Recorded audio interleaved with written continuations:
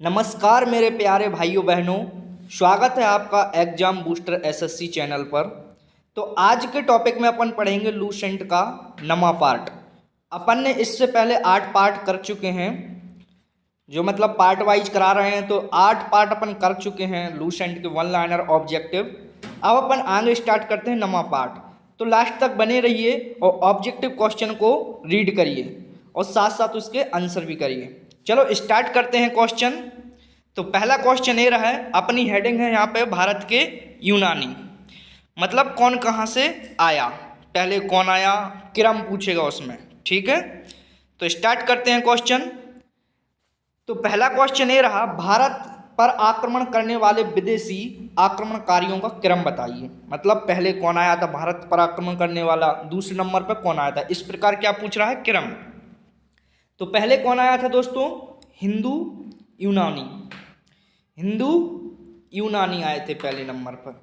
दूसरे नंबर पर आए थे शक, और तीसरे नंबर पर आए थे पल्लव, और चौथे नंबर पर कौन आए थे दोस्तों, कुषाण। कुषाण वंश के लोग आए थे। तो इस प्रकार से अपने भारत में इन्होंने आक्रमण किया है। पहले कौन आए थे, हिंदू यूनानी, शक, पल्लव और कुषाण। ठीक है दोस्तों, यहाँ तक सबको समझ में आ रहा है। तो यहाँ तक सबको समझ में आ गया होगा, उम्मीद है। अब अगला क्वेश्चन पर अपन बढ़ते हैं। भारत पर आक्रमण करने वाला पहला हिंदू यूनानी शासक कौन था। तो सबसे पहले भारत पर किसने किया था, तो डेमेट्रियस प्रथम। ये हिंदू यूनानी था जो सबसे पहले इसका ये राजा आया था, डेमेट्रियस प्रथम। ठीक है, यहाँ तक सबको समझ में आई। ये रहा इसका आंसर। अगले क्वेश्चन ये रही, सबसे प्रसिद्ध हिंद यूनानी शासक कौन था।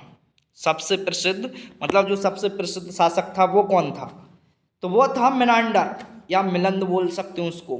कंफ्यूज मत होना, अगर एग्जाम में मिलंद आ जाए तो आपको मिलंद भी ऑप्शन में आ सकता है और आप लगा सकते हो, ओके, या मिनांडर आ सकता है। तो पहला प्रसिद्ध शासक कौन था, मिनांडर। ठीक है, यहाँ तक सबको समझ में आ रही होगी। मैं जूम कर लेता हूँ जिससे और अच्छे से दिखे आपको। ठीक है, मिनांडर की राजधानी क्या थी, जो ये राजा था ना, इसकी राजधानी क्या थी, ये शासक। तो साकल राजधानी थी इसकी। क्या थी, साकल, या बोलते हैं सियालकोट। क्या बोल सकते हैं दोस्तों, सियालकोट। दो में से कुछ भी ऑप्शन आ सकता है, शासक साकल भी आ सकता है और सियालकोट भी आ सकता है। ठीक है, मिनांडर ने किस धर्म की दीक्षा ली। दीक्षा समझ रहे हो, मतलब दीक्षा मतलब किस धर्म की दीक्षा ली, इसने किस धर्म को अपनाया। तो किस धर्म को अपनाया इसने, बौद्ध धर्म को दोस्तों। किसको, बौद्ध धर्म। यहाँ तक सबको समझ में आ गई होगी, उम्मीद है। अगले क्वेश्चन ये रहे, ठीक है, मिलंद पनह ग्रंथ किससे संबंधित है। जो मिलंद पनह ग्रंथ है ना, वो किससे संबंधित है। ये ग्रंथ बहुत प्रसिद्ध माना गया है, और मिनांडर का ये दो राजाओं से संबंधित है। इनका संवाद मिलता है इसमें, किसमें, मिलंद पनह ग्रंथ में है जो इनका संवाद, मतलब इसकी पूरी हिस्ट्री मिलती है उनकी। किस किस की, मिनांडर और नागसेन की। किस किस की दोस्तों, मिनांडर और नागसेन की। यहाँ तक समझ में आ रही है भाई। लूसेंट को खोल कर बैठ जाइए, एकदम हेडिंग बाय हेडिंग क्वेश्चन हो रहे हैं, और हमेशा चलेगी जब तक खत्म नहीं हो जाएगी पूरी लूसेंट, जब तक ऐसी चलते रहेगी। आपको रिवीजन करना है, इसकी पीडीएफ आपको टेलीग्राम चैनल पर मिल जाएगी दोस्तों, वहाँ पे पहुँच जाइए। भारत में तो टेलीग्राम पे कहाँ पे मिलेगी दोस्तों, एग्जामपुर एसएससी चैनल पर, मतलब इसी चैनल पर मिल जाएगी, इसी के नाम से। ठीक है, भारत में शक शासन का प्रारंभ किसने किया था। जो भारत में आए थे शक, ये शकों का प्रारंभ किसने किया था, कौन आया था सबसे पहले। तो पहले आए थे मोगा, या माउस बोल सकते हैं उसको। तो एक मोगा नाम का व्यक्ति था, उसने शासन का प्रारंभ किया था। ठीक है, शक संबंध की शुरुआत कब से हुई थी दोस्तों, तो शक संबंध की शुरुआत 78 ईस्वी में हुई थी। कब हुई थी दोस्तों, 78 ईस्वी। यहाँ तक सबको बात समझ में आ रही होगी। जिसने थ्योरी पढ़ी होगी उसको बहुत अच्छे से मज़ा आ रहा होगा पढ़ने में, क्योंकि क्वेश्चन मैंने ऑब्जेक्टिव लिए हैं वन लाइनर। ठीक है, वन लाइनर भी ऐसे नहीं है कहीं से ले लिए, आपको मैं बता दे रहा हूँ, लूसेंट से लिए हैं, तो लास्ट तक बने रहें। भारत में शक राजा अपने को क्या कहते थे, खुद को क्या बोलते थे राजा अपने को, तो भैया क्या बोलते थे, वो बोलते थे क्षत्रप हैं हम, क्षत्रप, क्षत्रियों का वंश बताते थे, ऐसा बोलते थे क्षत्रप। क्या बोलते थे? क्षत्रप। ठीक है। पश्चिमी भारत में शासन करने वाले शकों का क्या मतलब क्या कहते थे, क्या कहलाएगा ये वो जो पश्चिमी भारत में रहते थे? तो भाई अब वो तुम खुद समझ सकते हो, अगर जो पश्चिम में रहेगा तो उसको पश्चिमी बोलेंगे, पश्चिमी क्षत्रप। तो वो कहाँ के थे? पश्चिमी क्षत्रप कहलाएगा ये। ठीक है, इतनी सी बात समझ में आई सबको? देखो उत्तरी आगा तो उत्तरी क्षत्रप, पश्चिमी है तो पश्चिमी क्षत्रप। ठीक है, कोई दिक्कत तो है नहीं अब यहाँ तक? चलो आगे बढ़ते हैं। सबसे प्रतापी शक शासक कौन था? सबसे प्रतापी शक शासक मतलब प्रतापी मतलब समझ रहे हो? विद्वान, बलवान, हर चीज में चालाकी, चालाकी आती हो, चतुर, प्रवीण। ठीक है, उसको बोलते थे प्रतापी शक शासक। एक ये भी उसी का मतलब रिलेटिव संबंध है। ठीक है, तो रुद्रदामन था। कौन था? रुद्रदामन।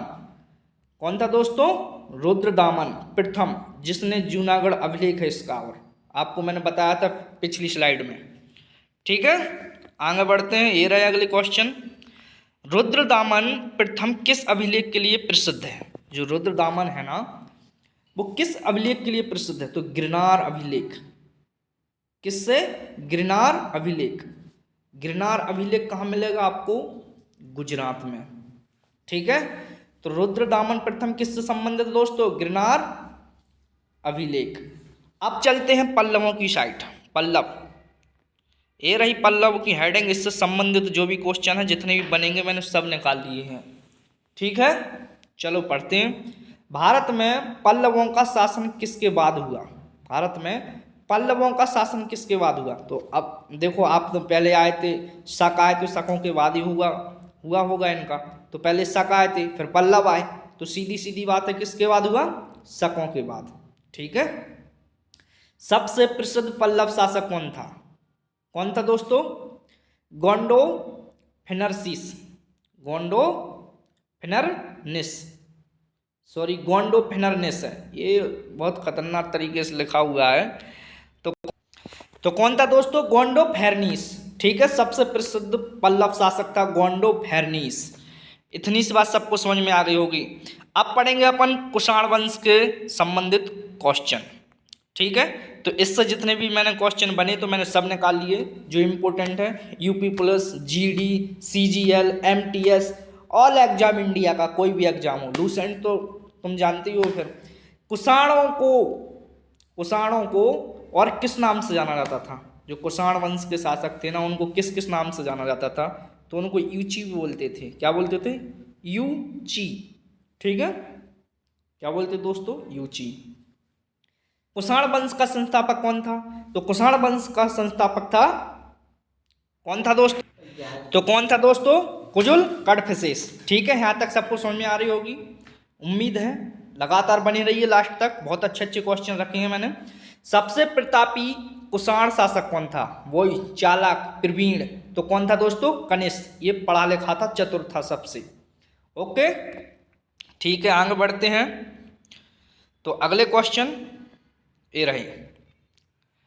कनिष्क के समय कौन सा संबंध प्रारंभ हुआ था? कनिष्क के समय कौन सा संबंध प्रारंभ हुआ था? तो इस संबंध का मतलब होता है वर्ष। ठीक है, तो कौन सा संबंध था? 78 ईस्वी पूर्व। ठीक है, 78 ईस्वी था, ईस्वी पूर्व नहीं था, सॉरी, 78 ईस्वी। ठीक है दोस्तों, यहाँ तक सबको समझ में आ रही? मैं यहाँ पे लिख दे रहा हूँ 78 ईस्वी। कनिष्क की राजधानी क्या थी? कनिष्क की राजधानी थी पेशावर। क्या थी दोस्तों? या पुरुषपुर या पेशावर। ठीक है, यहाँ तक सबको समझ में आ रही होगी। ये तो क्वेश्चन हर किसी को रटा रहता है। कनिष्क की राजधानी क्या थी? पेशावर। यहाँ तक सबको समझ में आ रही होगी। अब बढ़ेंगे सातवाहन की ओर। ठीक है, सातवाहन से संबंधित जितने भी क्वेश्चन है मैंने सब इम्पोर्टेंट रख लिए हैं। चलो पढ़ते हैं। सातवाहन वंश का संस्थापक कौन था दोस्तों? तो सातवाहन वंश का संस्थापक था मेरे प्यारे भाइयों शिमुख। क्या था? शिमुख।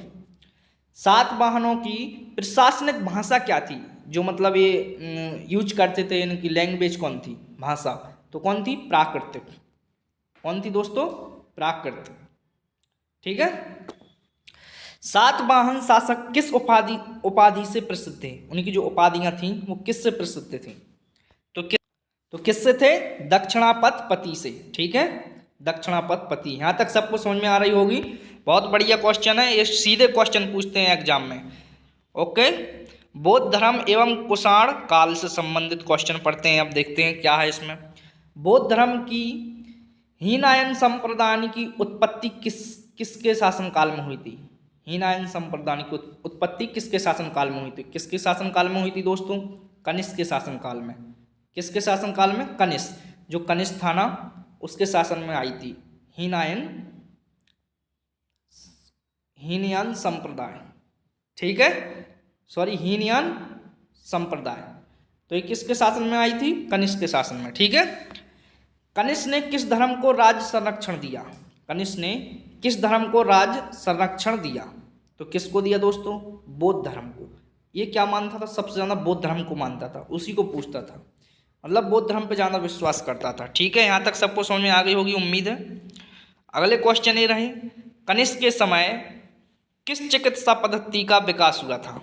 तो देखो, जब कनिष्क का समय था ना, उस समय क्या हुआ था, जो आयुर्वेद थे ना, जड़ी बूटियाँ जो भी रहती थी, जड़ी बूटियाँ, देसी दवाइयाँ का उपयोग किया गया था। तो आयुर्वेद चिकित्सा पद्धति का प्रयोग किया गया था। ठीक है, समझ में आ रहा है? आयुर्वेद चिकित्सा पद्धति। आयुर्वेद के जनक किसे माना जाता था? जो आयुर्वेद के जनक थे उसको, वो कौन थे? वहाँ पर उनके दरबार में जो रहते थे राजवैद्य थे, चरक को बोलते थे। किसको दोस्तों? चरक। जिनकी एक चरक संहिता इनकी बुक भी है, इन्होंने ही लिखी थी। ठीक है, चरक किस शासक के राजवैद्य थे? तो देखो ये क्वेश्चन आ गया, मैंने अभी बोला था जस्ट। चरक थे कनिष्क के। कनिष्क के शासनकाल में, मतलब राजवैद्य के काम करते थे। ठीक है, जड़ी बूटियों को बनाते थे। ये भी क्वेश्चन आ गया। देखो, चरक संहिता किस विषय से संबंधित है? तो किससे संबंधित? मैंने अभी बताया था, आयुर्वेद से। किससे संबंधित दोस्तों? आयुर्वेद से। ठीक है, भारत का आइंस्टीन किसे कहा जाता था? जो भारत का आइंस्टीन था वो कौन था? नागार्जुन को बोलते थे। किसको दोस्तों? नागार्जुन को। यहाँ तक सबको समझ में आ रहा है? नागार्जुन की पुस्तक कौन सी थी? कौन सी पुस्तक थी दोस्तों? माध्यमिक सूत्र। कौन सी? माध्यमिक सूत्र। ठीक है, सीधा क्वेश्चन बनेगा यहाँ से। कनिष्क किस वंश का अंतिम शक्तिशाली था? किस वंश का अंतिम शक्तिशाली था? तो कुषाणी वंश का था। ये तो बहुत चतुर प्रवीण था, तुमको मैंने बता ही दिया। तो किसका हो सकता है? कुषाण वंश का। ठीक है, अगले क्वेश्चनों की ओर बढ़ते हैं। कला एवं स्थापत्य कुषाण काल से संबंधित रहेंगे, कला एवं स्थापत्य। ठीक है, मैं जूम कर ले रहा हूँ जिससे अच्छे से आपको समझ में आए। ठीक है, कुषाण काल में किस कला शैली का विकास हुआ था? कुषाण काल में किस कला शैली का विकास हुआ था? तो कौन सी शैली थी? दो शैली थी इनकी, गंधार एवं मथुरा कला शैली। कौन थी? गंधार शैली थी एक, मथुरा कला शैली। ठीक है, इनका विकास हुआ था। मथुरा शैली किसे बोलते हैं? पहले ये समझ रहे हो? शैली मतलब मूर्तियों को बनाना, शिल्पकारी करना, चित्रकारी करना, मूर्तियों को छेनी हथौड़ों से बनाना एकदम, उसको शैली बोलते हैं। ठीक है, मथुरा शैली में मूर्तियों की, देखो ये लिखा, मथुरा शैली में मूर्तियाँ किस पत्थर से बनाई जाती थी? किस पत्थर से बनाई जाती थी दोस्तों? तो लाल बलुआ पत्थर थे ना, जो बढ़िया सॉफ्ट रहते थे और आसानी से इससे मूर्तियों की चमक आती थी, तो वो पत्थर का यूज करते थे। शायद लाल बलुआ पत्थर। ठीक है, कौन सा था? लाल बलुआ पत्थर से। ठीक है, गंधार कला पर किसका प्रभाव था? जो गंधार कला पर किसका प्रभाव था दोस्तों? तो यूनानी का। किसका? यूनानी का। ठीक है, यहाँ तक सबको समझ में आ गया होगा उम्मीद है। आगे बढ़ते हैं, ये रहे अगले क्वेश्चन। बुद्ध की पहली मानव मूर्ति का निर्माण कब हुआ था? बुद्ध की पहली मानव मूर्ति का निर्माण कब हुआ था दोस्तों? तो कब हुआ था? कुषाण काल में हुआ था। कब हुआ था? कुषाण काल में। ठीक है, कनिष्क के शासन में। अब चलते हैं संगम युग की तरफ, संगम वंश की तरफ। ठीक है, तो इससे संबंधित पूरे जितने भी क्वेश्चन बने मैंने सब रख लिए हैं, जिससे आपको परेशानी ना आए। संगम साहित्य का संबंध किस क्षेत्र से है? संगम साहित्य का संबंध किस क्षेत्र से है दोस्तों? तमिल क्षेत्र से। किससे है? तमिल क्षेत्र से। ठीक है, संगम शब्द का अर्थ क्या है? संगम शब्द का अर्थ क्या है दोस्तों? संगम का मतलब होता है विद्वानों का सम्मेलन। सम्मेलन मतलब क्या होता है? एकजुट होना, मतलब जुड़ना, एक जगह रहना, विद्वान विद्वान एक जगह बैठकर कोई चीज़, बड़ी चीज़ विशेष पे बातें करना, ठीक है। संगम का मतलब ये होता है विद्वान, विद्वानों का सम्मेलन, ठीक है, कमेटी बोल सकते हैं एक तरह से, ठीक है। अगले क्वेश्चन ये रहे, संगम साहित्य की भाषा क्या थी दोस्तों? तो जो संगम साहित्य थे ना, इनमें कौन सी भाषा का उपयोग किया गया था? तो बताइए कौन सी लैंग्वेज का उपयोग किया गया था दोस्तों? तमिल। कौन सी? तमिल लैंग्वेज का, ठीक है। संगम साहित्य का संगम साहित्य का काल लगभग कब माना जाता था? कब माना गया था? इनको माना गया था 300 ईसा पूर्व से लेकर 300 ईस्वी तक, 300 ईसा पूर्व से लेकर 300 ईस्वी तक, ठीक है। कन्फ्यूज मत होना, देखो ईस्वी अलग होती है और ईसा पूर्व अलग होती है, ठीक है। संगम साहित्य को कितने भागों में बांटा गया? तो 3 भागों में। कितने में दोस्तों? संगम साहित्य को 3 भागों में बांटा गया। संगम साहित्य का सबसे प्राचीन ग्रंथ कौन सा था? सबसे प्राचीन ग्रंथ कौन सा था दोस्तों? तो कहा रहा त्रिकुरल। संगम साहित्य का सबसे प्राचीन ग्रंथ था दोस्तों त्रिकुरल। इसको पढ़ लेना अच्छे से। तो यहां तक सबको समझ में आ गया होगा, उम्मीद है। अब अगले क्वेश्चन ये रहे, तिरुकुरल के रचयिता कौन थे? तो कौन थे दोस्तों? तिरुवल्लुवर। कौन है दोस्तों? तिरुवल्लुवर, ठीक है। यहां तक सबको समझ में आई। ये शब्द है ना, जो ये वर्ड है ना, ये इससे मिलता जुलता है, ऐसे ही याद रख लेना, ठीक है। अगर ऑप्शन में आए तो ऐसे सीधे ही लगा देना, इससे से संबंधित है, ठीक है। संगम युग के राज्य। अब संगम युग के अपन राज्य पढ़ेंगे, कौन कौन से राज्य हैं। संगम युग के 3 प्रमुख राज्य कौन से थे? तो कौन कौन से थे दोस्तों? पहला था चोल, फिर था चेर और एक था पांड्य, ठीक है, पांड्य। तो ये 3 राज्य थे यहाँ के संगम वंश के। यहाँ तक सबको समझ में आ रही होगी, उम्मीद है। चोल राज्य की राजधानी क्या थी? तो चोल राज्य की राजधानी क्या थी दोस्तों? उरेयूर। उरेयूर, ठीक है दोस्तों। यहां तक सबको समझ में आ रही होगी, उम्मीद है। अगले क्वेश्चन ये रहे, पांड्य राज्य की राजधानी क्या थी? मुद्रे। क्या थी दोस्तों? मुद्रे। सबको समझ में आ रही है यहां तक? पांड्य राज्य की राजधानी थी मुद्रे। चेर राज्य की राजधानी क्या थी दोस्तों? चेर राज्य की बंजी। क्या थी दोस्तों? बंजी, ठीक है। ये सीधे क्वेश्चन पूछे जाते तो आपको सीधे याद रखना है। संगम युग का सबसे प्रसिद्ध शासक कौन था? कौन था दोस्तों? बताइए जल्दी। करिकाल चोल था। कौन था? करिकाल चोल। ये सबसे प्रसिद्ध शासक था यहाँ का, फेमस, ठीक है। अगले क्वेश्चन ये रहे, साहित्य एवं समाज से। साहित्य एवं समाज से मैंने पूरे क्वेश्चन रख लिए हैं, इससे आपको बाहर कहीं नहीं आएगा, इसी से पूछेंगे जो भी पूछेंगे। मैं आपको PYQ भी कराऊंगा, तो आप देख रहे हैं, इन्हीं से जो मैं आपको पढ़ा रहा हूँ, तो इन्हीं से क्वेश्चन आएंगे, वो जैसे भी आएंगे सेम क्वेश्चन रखे आएंगे, आप देख लेना एक बार, ठीक है। तो लास्ट तक बने रहिए। संगम साहित्य में मुख्य विषय क्या थे? तो क्या थे दोस्तों? 2 विषय थे इनके, एक तो प्रेम की भाषा बोलते थे, एक युद्ध। तो कौन कौन थे? प्रेम और युद्ध, ठीक है। ये 2 विषय थे यहाँ पे।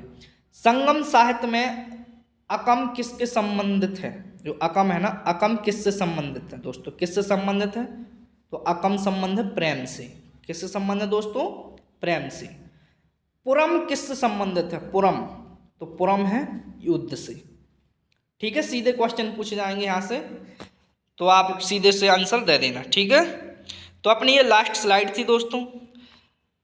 तो अपना चैनल को एग्जाम बूस्टर SSC को लाइक, शेयर एंड सब्सक्राइब कर लेना, और लास्ट तक बने रहने के लिए थैंक यू सो मच। ऐसे वीडियो और पाने के लिए आपको इसी चैनल से जुड़े रहना है। तो हम आपको शुरू से लेकर अंत तक लूसेंट का निचोड़ करा रहे हैं, 1 liner objective. Thank you so much.